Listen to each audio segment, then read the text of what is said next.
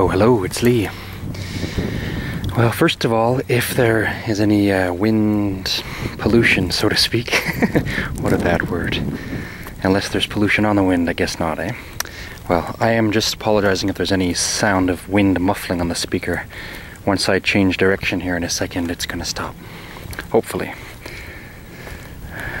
Well then, I felt prompted, and partially per the odd request here and there, to make a video another one on the wisdom of the Druids. And while there may exist certain groups or bunches of people that make their own Druid groves, or call it what you will, nonetheless, whether official or unofficial, either way official, it doesn't really matter. If you are someone that's trying to do something authentic, then by default, that is your spirituality, and your own and my own, and so it is the way we wish it to be. Now, a lot of people have problems over describing or defining what a druid is or was. Now, that can be argued in many ways, but rather than do some sort of egotistical, scholastic debate, I would simply rather do it from the point of view of this. Any people going way far back in history, from anywhere in the world, as you guys know, had their own mysticism, their shamanic lifestyle originally. Whether or not it developed into a priesthood or something like this is not the point, and is entirely unimportant. For the simple reason that, as many people are coming to see in these times, it is extremely strange to see when an authentic spirituality turns into a religion, ends up getting certain disciplines that are, if not strongly recommended, even enforced or expected behaviors, and then that itself takes away the sacred heart of it, in very many cases at least. So then, if we look at the ways that the human beings migrated from all over the planet.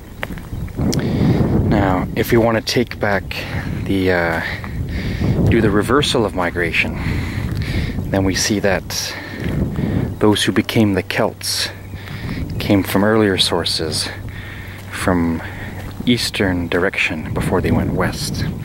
So it has been said that the Aryan race is also of the Caucasus, the Caucasians as it is said, and quote-unquote white people coming in origin from the Caucasus mountains. Pronounce it as you like, it doesn't really matter.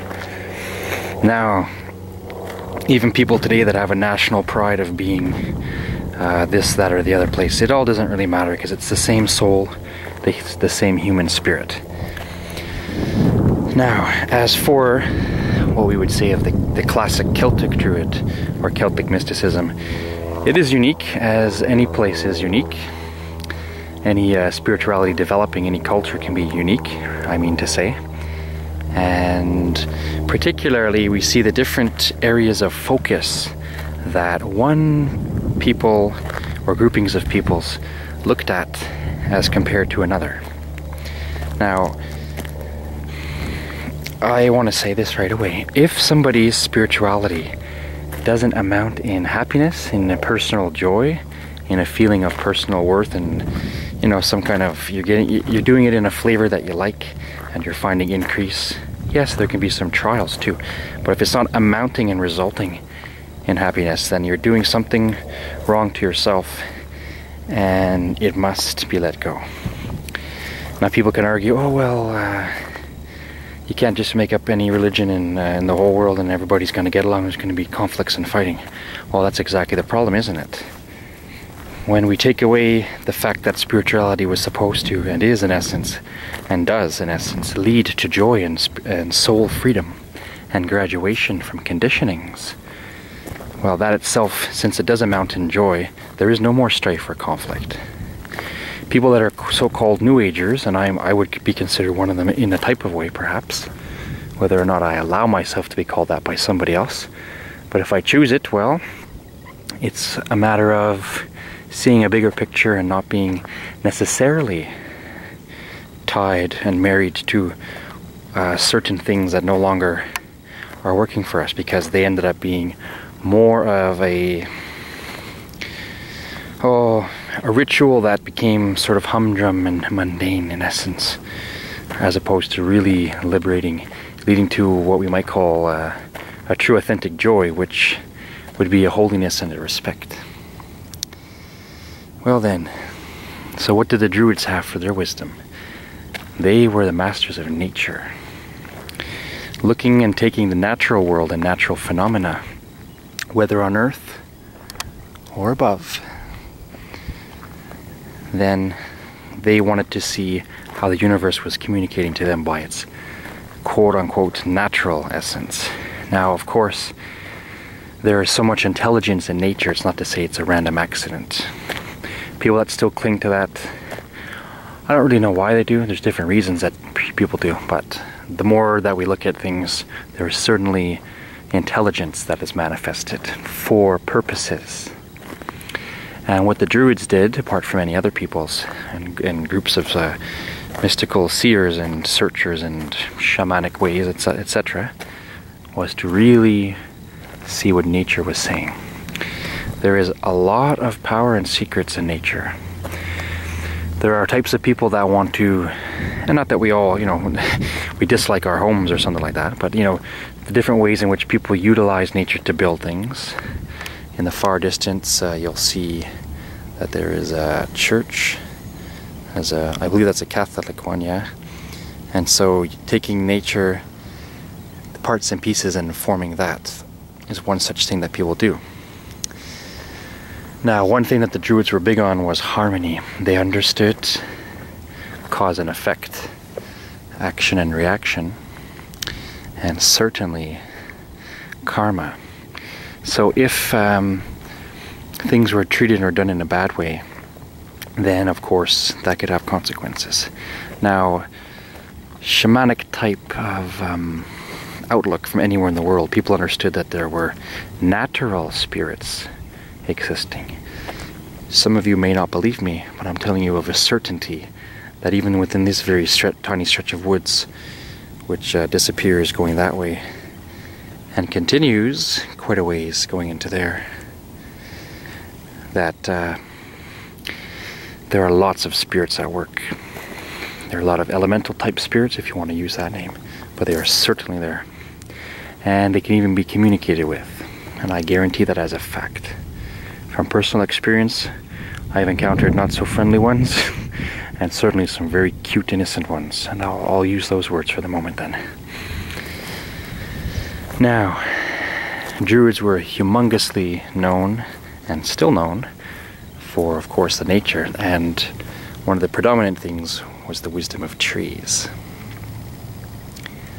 The tree is an embodiment, I guess in one way of putting it, of extremely great patience, and something that is a small sapling becoming, in cases, a gigantic, strong, powerful, standing testament of nature itself. Also being able to carry and house other beings, other creatures, is quite something. The Druids, in essence, strived and still strive, whatever body they may be in, white, black, Asian, whatever the case, all over the world, mystics in general, all over the world. Reincarnation is a natural thing. It's not a thought or a belief. It's a natural phenomenon. And the tree is something to strive to be like. When you become aged, mature, and strong, you are powerful. You are able to be of assistance. You're able to watch things. And when all put together, in a community sense, a forest is a beautiful and powerful entity. Well, I want to mention a thing or two. And, oh, there's a nice bird.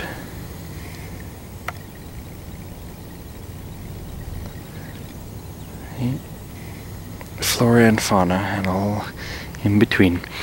I want to mention one of the great Druid teachings was this, is to ask yourself, how you are like and how you are unlike anything. Anything you see. Now I can look at the grass here. It's a little bit wet. Spring was a little bit late this year where I am. But anyway, ask yourself, and you have your own answers. There's no right or wrong answer. Ask yourself, a blade of grass, how are you like that blade of grass? And how are you not like that blade of grass? For example, I could look at it and say, well, I'm certainly like it in the sense of, well, there it is, seemingly stuck in a place for a time, and I can relate that to me being in my body for the length of time I am in. I can see it as in a sea, in a vast ocean of green, and the very many blades make up the whole field. So this can be like compared to human beings on Earth. And you can keep going with that. I could also say that I am unlike it because I'm certainly able to move a lot more than it, and I'm not necessarily a vegetation type life. I'm not a flora type of life.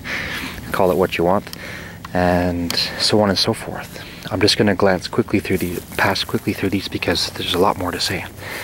You can ask yourself as well, a stone, a little rock. How are you like a little stone or a rock? And how are you unlike a little stone or a little rock? Are you patient like a stone? Are you feeling small like this one? Do you have sharp edges sometimes? Are you heavy? Are you light? How are you like it and how are you unlike it? And you can actually take quite a long time and ask that question deeply about anything at all, and you'll have a good laugh because some of the answers you come up with are funny. But in a way they can be true, and in a way they can teach us something. The fallen leaf. I can even ask, how am I like the airplane or unlike the airplane, etc. This is a very great teaching to do because rather than make us feel disconnected, it is a wisdom and a teaching in a way of reminding us the oneness and how we all are interconnected very much so, very perfectly. How are you like moss? How are you like that crumpled yellow paper? How are you unlike them? Does it sound silly? Try it and you'll be surprised the wisdom that can come from it actually. I guarantee it.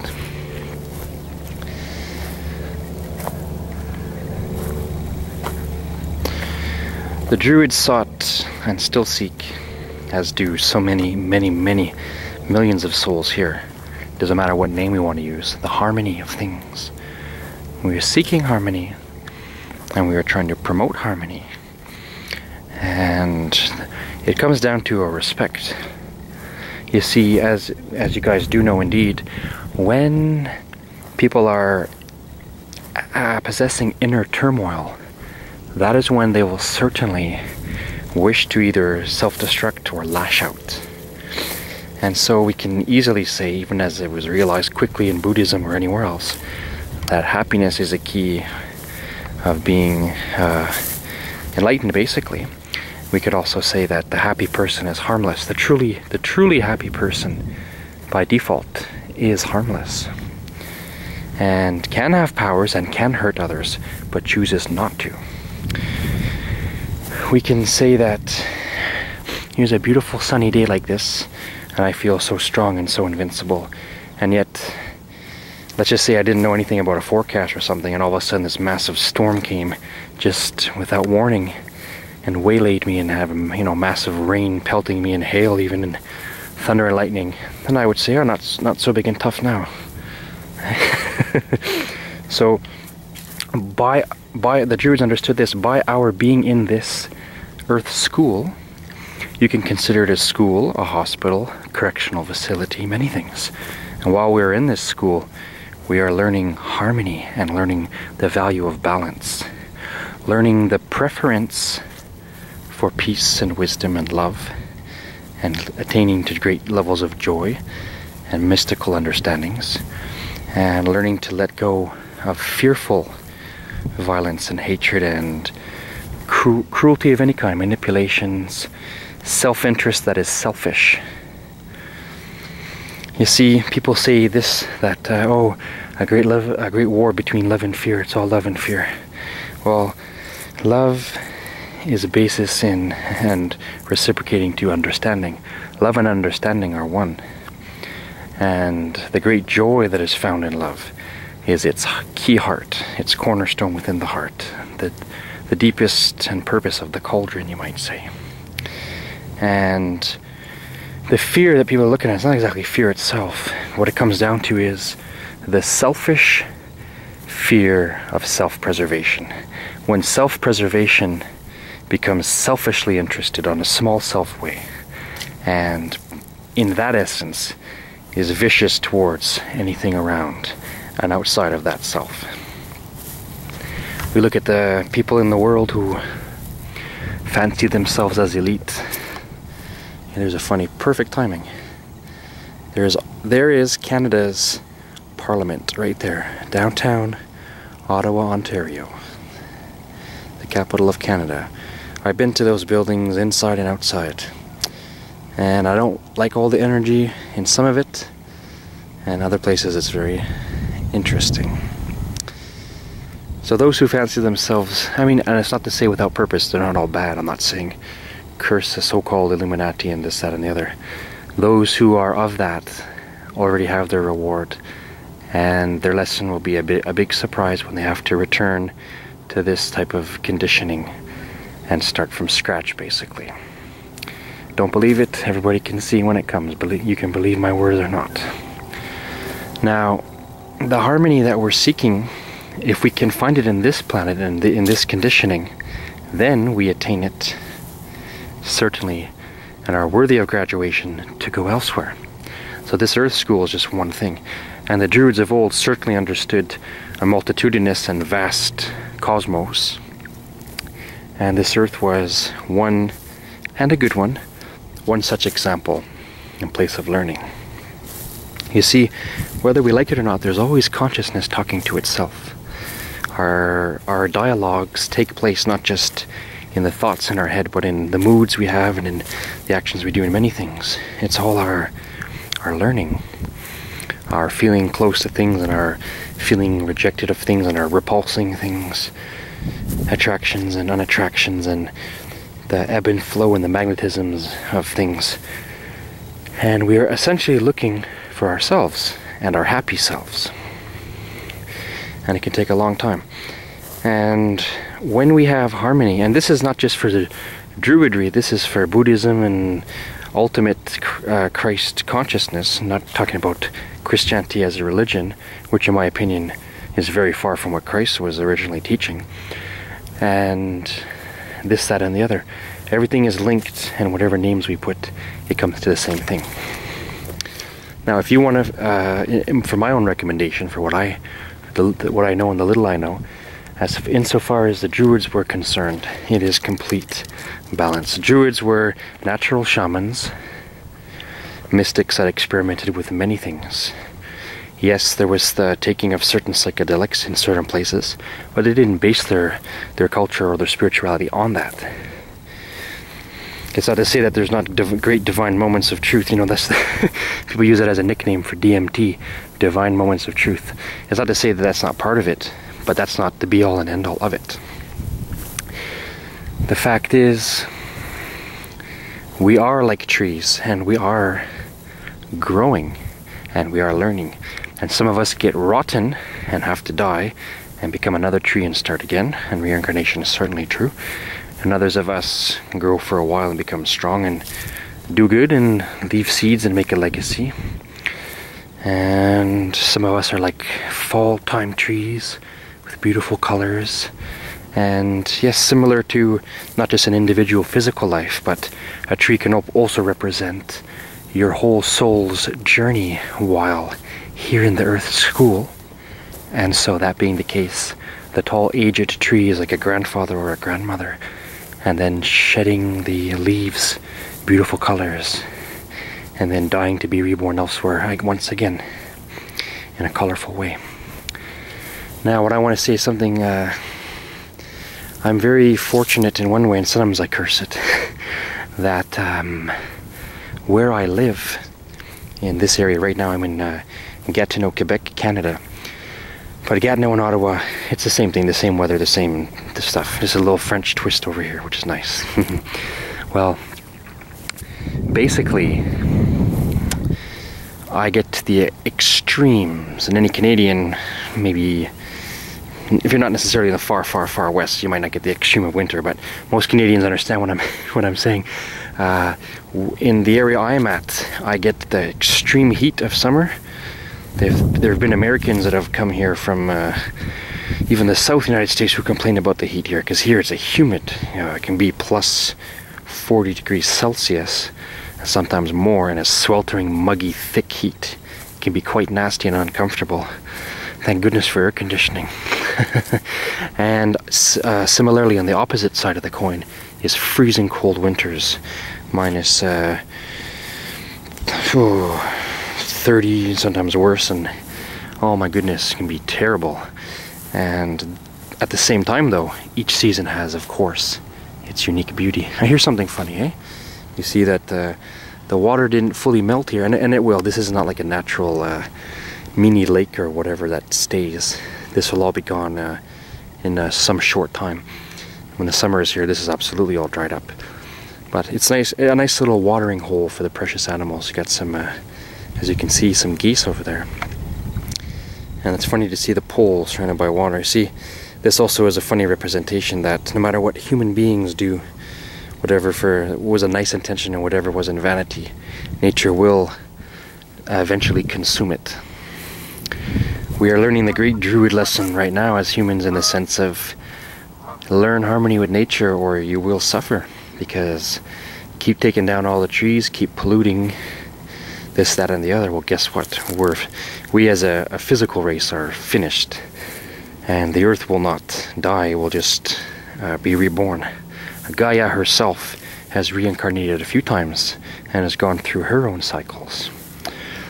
Yeah, what I want to say as it popped into my head, obviously the native aboriginals of many places were just like the Druids, and I can think certainly of one of my fondest peoples of all, the Native Americans, and I've had a few past lives with them, and I'm very fond, and I would like to return to that, but such as it is. They were very, of course, extremely similar to the Druids, and the Druids to them, the Celts, in that type of lifestyle. And it is a huge respect and a huge, wonderful, mystical, highly charged spiritual life. And everybody is valued, and all nature, animals and plants were all valued very much and respected. Even when the Druids would, for instance, approach a tree or a bush, they would offer it prayers and thanks, and then they would take what they wanted. So it is about a great respect, and while the earth becomes like a cosmopolitan commercial nowadays, just about, well, we see that even those who are desperately in love with money and power and fame and fortune, well, they are learning too. If they don't stop their own destructive cycles, they're going down also. So that's a lesson for them, to let go of the selfish fear of self-preservation and learn a bigger picture. Nobody needs to worry. There is no such thing as death. There is only a passing, only a changing of the clothes, which is your body. In essence, whether we believe in the same things or not, we are in this world together. We can sink or swim as a team. People are often addicted to conflict and arguments, and I certainly don't like arguing if it's done in a crude way with curses and a lack of diplomacy. But if you're going to argue in the nicer sense of the word, and try to develop discovery of truth, then the truth itself is victorious, when that is the modality of it. I could say so much more, but I don't want to make the video extremely long. Maybe I'll do this as part of a series, actually. Well, I hope you enjoyed it. Maybe this is just part one of a longer thing. So be it. Ask yourself, how are you like this tree right here? And how are you not like it? How are you like that text message that just came in my pocket? And how are you not like it?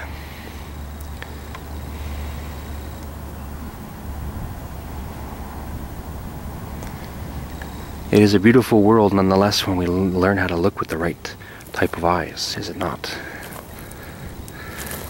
Personally, myself and for people that are like me, and there's lots of them, we are all post-technologists.